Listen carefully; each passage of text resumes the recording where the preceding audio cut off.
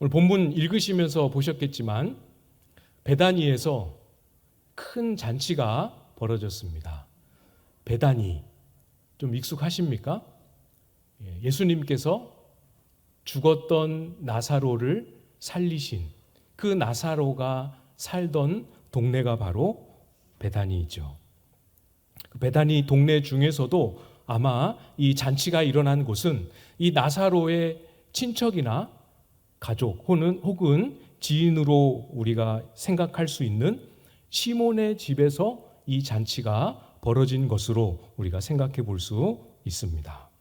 2절 말씀해 보시면 거기서 예수를 위하여 잔치할 새 마르다는 일을 하고 나사로는 예수와 함께 앉은 자 중에 있더라.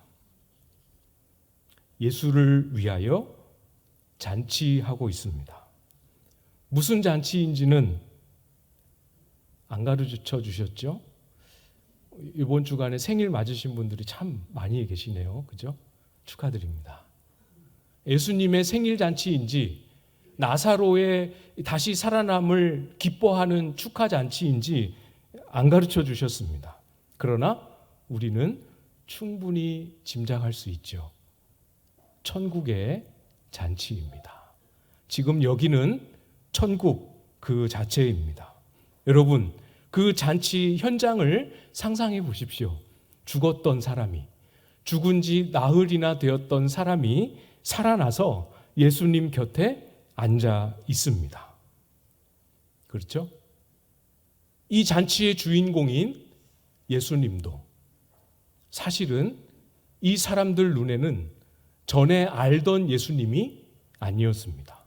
예수님이 달라지셨다, 바뀌셨다 그런 뜻이 아니고 적어도 이 현장에 있었던 유대인들, 예수님을 예루살렘에서 배웠을 때는 믿지 않았던 그 유대인들, 예수님의 기적을 경험하고 이것으로 인하여 마음의 변화를 받아 예수님을 믿게 되었던 이 유대인들 눈에는 예수님이 예전에 알던 예수님이 아니었죠. 예수님은 지금 이 나사로의 집안을 발칵 뒤집어 놓으셨습니다. 부정적인 의미가 아니고 아주 긍정적인 의미로 천국의 충만한 은총으로 그 온 집안을 발칵 뒤집어 놓으셨습니다. 나사로가 살아난 기쁨이 얼마나 크겠습니까? 그러나 여러분, 그것이 작다는 뜻이 아니라, 그것을 가볍게 여길 수 있다는 뜻이 아니라 틀림없이 우리가 주목해야 할 것은 나사로가 살아난 것보다 더하면 더했지 결코 덜하다 할 수 없는 또 다른 기쁨, 또 다른 충격, 또 다른 경이로움이 그 현장에 있었습니다. 이걸 달리 표현할 방법을 제가 못 찾았어요. 그래서 처음부터 천국이다, 천국의 잔치이다, 천국의 충만한 은총으로 임하고 계신다, 이렇게 제가 말씀을 드렸죠. 오늘 설교 제목이 마리아의 향유이죠. 그죠? 이 마리아는 향유를 예수님의 발에 붓고 자기의 머리카락을 풀어서 예수님의 발을 닦았습니다. 아무리 자료를 찾아봐도, 아무리 묵상해도 이 마리아의 행동을 아주 명쾌하게 설명할 수 있는 것을 못 찾겠어요. 이 행동은 달리 설명할 방법이 없습니다. 천국 말고는. 천국에 가면 마리아 같이 예수님 앞에 나아갈 사람들, 마리아 같이 하나님을 경배할 사람들이 정말 많겠지만 이 땅에서는 이걸 달리 설명할 길이 없습니다. 제 설명을 무슨 말인가? 제 설명을 조금만 더 잘 따라와 보십시오. 여러분, 천국이 어떤 곳일지 생각해 보신 적 있으시죠? 천국이 왜 천국일까요? 천국은 무엇이 있길래 천국이라고 말하고, 천국은 무엇으로 가득하길래, 어떤 곳이길래 우리는 그렇게 기다리고 소망하고 있는 것일까요? 천국을 천국 되게 하는 것은 과연 무엇일까? 혹시 생각해 보신 적 있으십니까?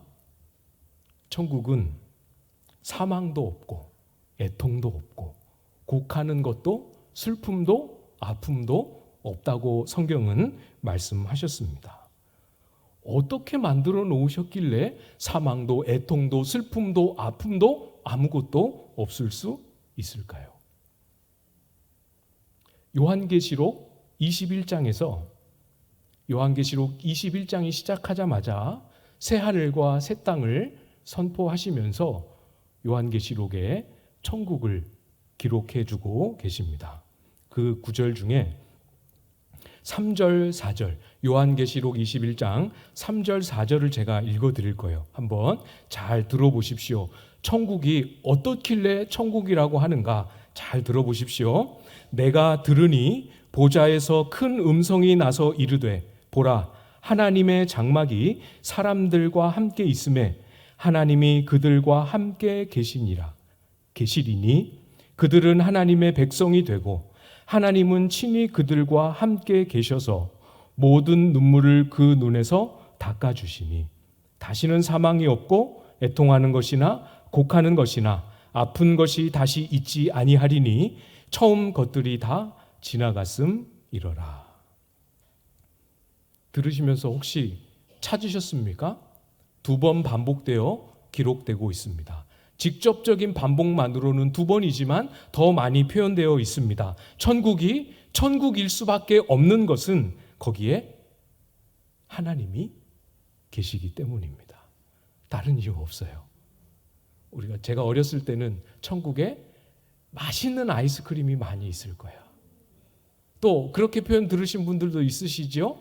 아름다운 보화가 천국에는 가득할 것이다. 맞지요? 우리가 상상할 수 없었던 아름답고 존귀한 것들이 가득할 것입니다. 그러나 그 무엇보다 하나님이 세상에 본 적 없는 영광으로 세상에서 경험할 수 없는 충만한 은혜로 천국을 가득 채우고 계시기 때문에 천국은 천국일 수밖에 없는 거죠. 충만한 하나님의 임재하심, 그것만으로도 그냥 저절로 우리의 눈에 눈물이 말라버리죠. 다른 것 아무것도 하지 않으시고 하나님의 영광을 우리가 다 알도록 온전하게 드러내어 주시는 그것만으로도 우리의 마음 속에, 우리의 존재 속에 사망도 애통도 곡하는 것도 슬픔도 아픔도 물러갑니다. 불을 켜면 빛과 어둠이 한참 싸우다가 어둠이 지고 나서야 밝아지는 게 아니고, 불을 켜면 킴과 동시에 어둠이 사라지듯이 우리 하나님의 충만한 영광의 임재가 우리 속에 임할 때 우리는 어둠이 사라지는 것 같은 천국을 경험하게 되죠. 마리아의 경험 안에서 좀 생각해 볼까요?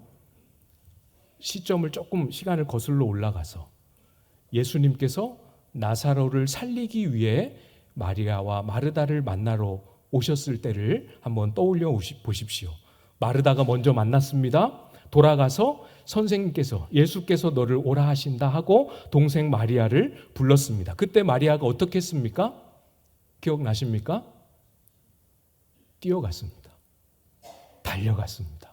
얼마나 기뻤겠습니까? 달려갔습니다. 예수 그리스도의 발 아래 엎드렸습니다. 주님이 여기 계셨더라면 우리 오라버니가 죽지 아니하였을 것입니다. 이렇게 고백을 했습니다. 그 다음에 뭐 했는지 기억나십니까? 성경은 그 직후에 마리아가 울었다라고 기록하고 있습니다. 예수님께 왔고 예수님을 만났지만 슬픔이 사라지지 않았습니다.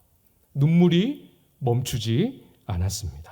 그러나 여러분 잘 보십시오. 무덤 앞으로 다시 돌아와 보십시오. 예수님께서 무덤을 향하여 나사로를 부르셨고 죽었던 나사로가 아무도 상상할 수 없었던 그 모습으로 걸어 나오는 그 현장과 함께, 그 기적과 함께 하나님의 충만한, 사람이 아니라 하나님의 영광과 하나님의 권능이 그 현장에 충만하게 임했습니다. 그 현장에 있었던 예수님을 믿지 않았던 유대인들이 변화되었습니다. 유대인들만 변화되었고 유대인들만 믿음에 이르는 그런 역사가 일어났겠습니까? 마리아의 눈도 밝아졌습니다. 마리아의 영혼에도 빛이 비추어졌습니다.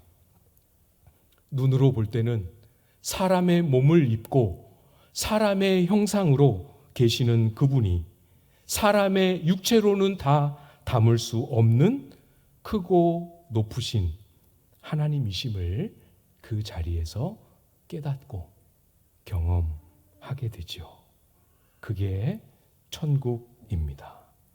마리아는 그 자리에서 요한계시록 21장 4절 말씀을 문자 그대로 경험했습니다.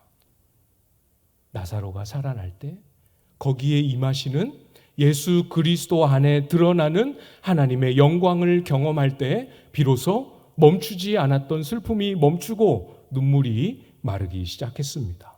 바로 그 자리에 하나님의 영광이 임할 때 진짜 문자 그대로 사망이 없어지는 것을 마리아는 경험했습니다. 애통야의 소리, 곡하는 소리가 갑자기 멈추어지는 것을 문자 그대로 경험했습니다.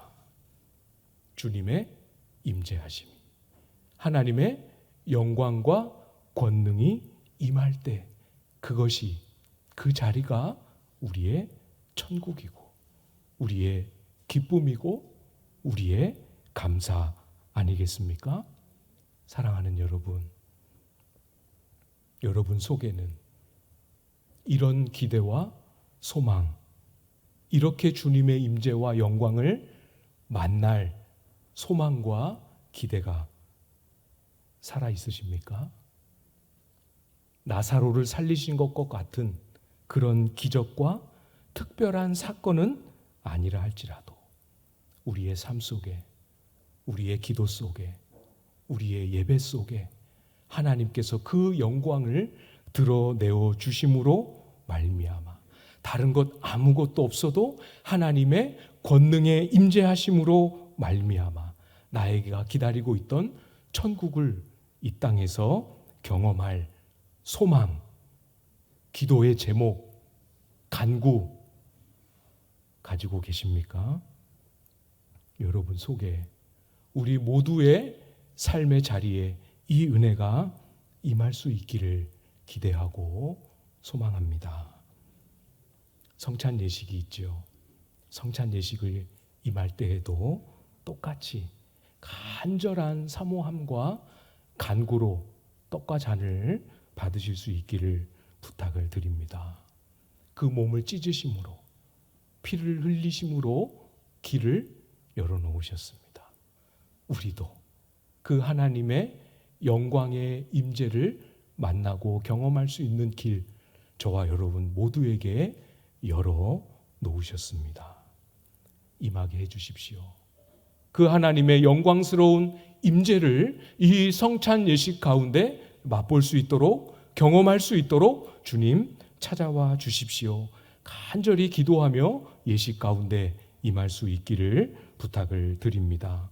간구할 때 나의 삶에, 나의 인격과 내면에, 나의 가정 속에, 우리의 교회 속에, 우리가 함께 드리는 이 예배 속에 하나님의 충만한 임재하심으로 채워지게 될 때 우리는 이 땅을 살아도 천국을 이미 소유한 자로 살아갈 수 있게 되지요. 소망하십시오. 예비되어 있습니다. 간구하십시오. 반드시 저와 여러분에게 허락해 주실 것입니다. 이어지는 3절에 보시면 마리아는 지극히 비싼 향유 곧 순전한 나드 한 근을 가져다가 예수의 발에 붓고 자기 머리털로 그의 발을 닦으니 향유 냄새가 집에 가득하더라. 천국을 경험하고 천국을 소유한 마리아가 무슨 행동을 하고 있는지를 자세히 기록하고 있습니다. 비싼 향유 한 근을 예수님의 발에 전부 다 부었습니다.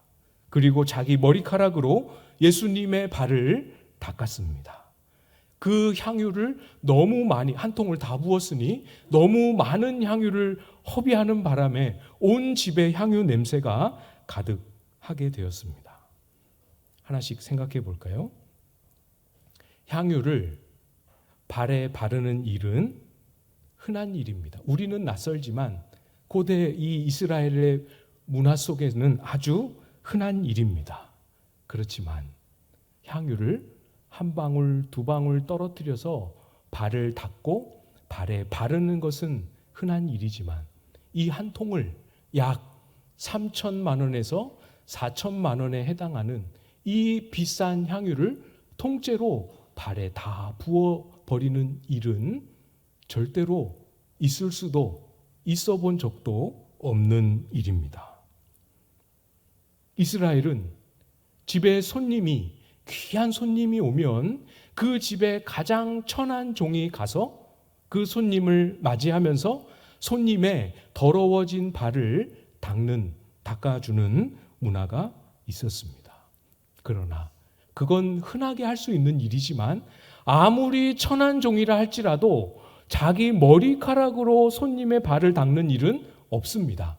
아무리 귀한 손님이라 할지라도 자기 머리카락으로 그 발을 닦는 그런 법은 없습니다. 아무리 부자여도 아무리 자기 돈이 남아돌아도 자기 결혼을 위하여 결혼 지참금으로 꼬박꼬박 모으고 준비했던 그 전 재산을 이런 방식으로 허비하는 일은 흔한 일이 아닙니다. 다 버리도록 다시는 쓸 수 없도록 발에 쏟아부어서 바닥에 흥건하게 버려지도록 낭비하는 법은 어디를 찾아봐도 전례를 볼 수 없는 일입니다. 설명할 방법이 없어요. 왜요? 이것은 천국을 소유할 때, 천국에 들어갔을 때, 천국이라 말할 수 있을 만한 하나님의 충만한 영광과 임재를 경험할 때 일어나는 일이기 때문입니다. 헌금한 게 아닙니다. 그 향유를 팔아서 주님께 헌금을 한 게 아니고 그 발에 다 쏟아서 못 쓰도록 부어버렸습니다. 없어졌습니다. 막연하게 주님, 제가 이제부터 주님을 따르겠습니다. 주님, 제가 이제부터 주님을 위하여 열심히 살겠습니다. 이렇게 말하지 않았습니다. 그런 말로 표현할 수 없지요. 마리아는 자신의 미래를 깨뜨렸습니다. 마리아는 자신의 결혼 계획을 다 포기하고 깨뜨리고 없애버렸습니다. 이제 마리아는 결혼할 수 없습니다. 다시 그 지참금을 준비할 때까지 결혼할 수 없게 되었습니다. 여러분 잘 보십시오. 마리아는 자기 손으로 그 향유의 옥합을 깨뜨렸지만 마리아의 마음은, 마리아의 영혼은, 마리아의 심령은 옥합을 깨뜨린 것이 아니고 자기 인생을 깨뜨렸습니다. 자기 존재를 주님 앞에서 깨뜨려 버렸습니다. 사랑하는 여러분, 이것이 바로 성경이 저와 여러분에게 가르쳐 주시는 기독교 신앙이지요. 복음은 저와 여러분을 예수 그리스도의 십자가 앞에서 깨지고 부서지도록, 산산이 조각나 다 허물어지도록 저와 여러분을 부르십니다.